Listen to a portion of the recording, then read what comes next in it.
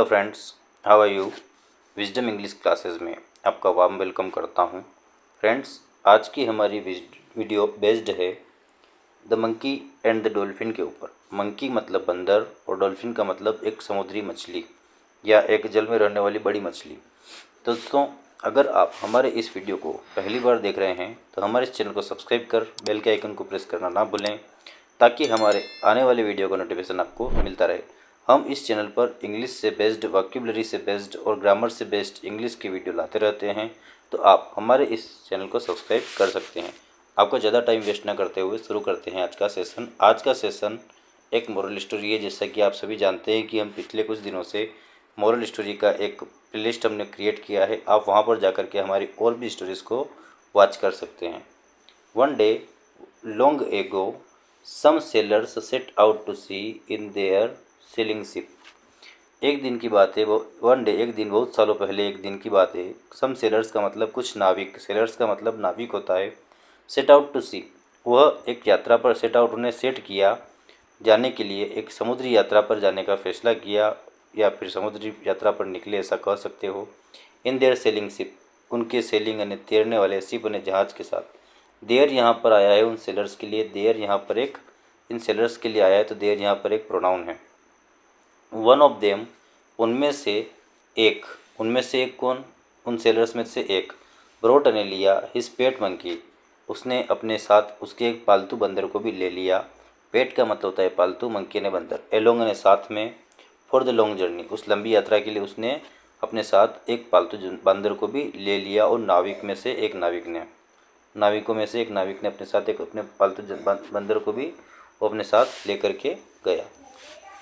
When they were far out of at sea, जब वे समुद्र में बहुत ज़्यादा दूर निकल गए, a terrible storm out turned their ship, तो एक भयानक तूफान ने, स्टॉर्म का मतलब होता है तूफान, एक टेरिबल यानी भयानक, स्टॉर्म यानी तूफान, टेरिबल यहाँ पर एक एडजेक्टिव है, ए यहाँ पर एक डिटर्मिनर है, और स्टॉर्म यहाँ पर एक नाउन है। तो यहाँ पर एक, उसने, एक भयानक तूफान ने, आउट टर्न, उल्टा कर दिया, देयर शिप, उनके जहाज को, शिप ने जहाज, देयर ने उनका, फिर यहाँ पर देयर उन नाविकों के लिए आया है।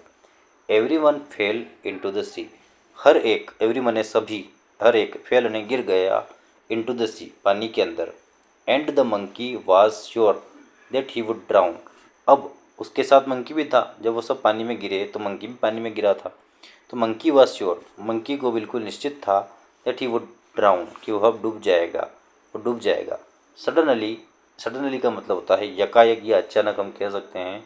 सडनली अ डॉल्फिन, एक डॉल्फिन, एक समुद्री मछली, एपियर्ड, वहाँ पर आई, एंड पिक्ड हिम अप, और उसे ऊपर उठा लिया। अब ये हिम आया है, यह आया है उस मंकी के लिए, उस मंकी को उसने उठा लिया, उसकी मदद कर दी। They soon reached the island and the monkey came down from the dolphins back. They मने वे कौन, डॉल्फिन और मंकी, उनके लिए आया है ये दे वर्ड। दे उन दोनों का प्रोनाउन है। दे मने वे दोनों, सुन ने जल्द ही, रिच्ड ने पहुंच गए, द आइलैंड, एक आइलैंड पर, एंड और, the monkey came down, monkey उसकी पीठ पर से उतरा, फ्रॉम द डॉल्फिन्स बैक, यहाँ पर अपोस्ट्रोफी एस का मतलब है उसकी पीठ पर से उतरा, बैक यानी पीठ। The dolphin asked the monkey, अब डॉल्फिन ने उस मंकी से पूछा।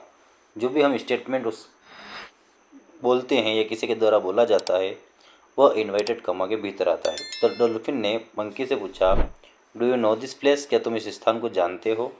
द मंकी रिप्लाइड, तो मंकी ने उत्तर दिया, जो भी उत्तर दिया वो इन्वाइटेड कमा के भीतर है।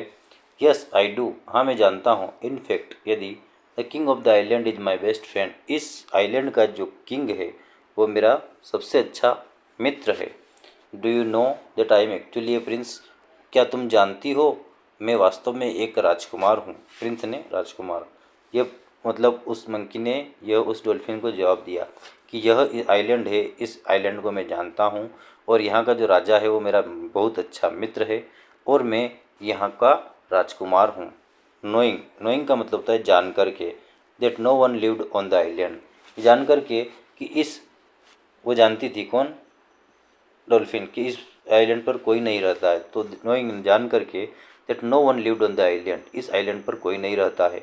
द डॉल्फिन सेड, डॉल्फिन बोली, वेल अच्छा, वेल अच्छा, so you are a prince, अच्छा इसका मतलब तुम एक राजकुमार हो।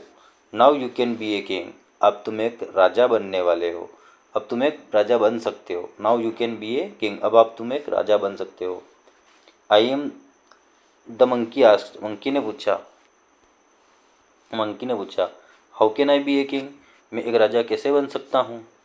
As the dolphin started swimming away, और उसी वक्त उस डॉल्फिन ने स्टार्टेड यानी शुरू कर दिया, स्विमिंग यानी तैरना, अवे यानी दूर, और उस डॉल्फिन ने वहाँ से रवानगी ले ली और दूर जाकर के तैरने लग गई, मतलब उसने अपना रुख बदल लिया, वहाँ नहीं रुकी और दूर जाकर के तैरने लग गई। और इस आंसर्ड, और उसने जवाब दिया दैट इज़ ईजी, ये बहुत आसान है।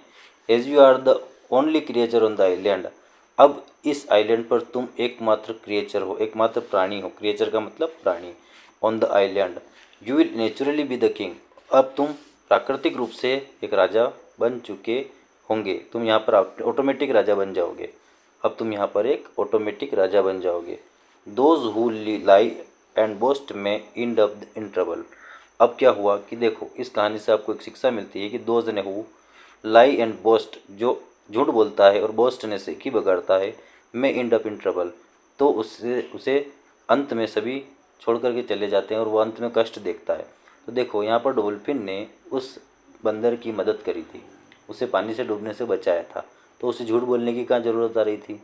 उसे बता देना था कि मैं इस आइलैंड को नहीं जानता हूँ, यहाँ पर कोई नहीं रहता है, तो उसकी मदद भी करती, उसे खाने पीने के लिए भी देती। अब उसने झूठ बोला तो वो एकमात्र प्राणी वहाँ पर बन गया और उसे छोड़ करके चली गई, तो उसके बाद तो उसे राजा बनना ही था ऑटोमेटिक। तो दोस्तों आपको हमारी जो शॉर्ट मोरल स्टोरी अच्छी लगी होगी, अगर अच्छी लगी हो तो हमारे चैनल को सब्सक्राइब कर बेल के आइकन को प्रेस करना ना भूलें, ताकि हमारे आने वाले वीडियो का नोटिफिकेशन आपको मिलता रहे। मिलते हैं नेक्स्ट वीडियो में। Thank you very much.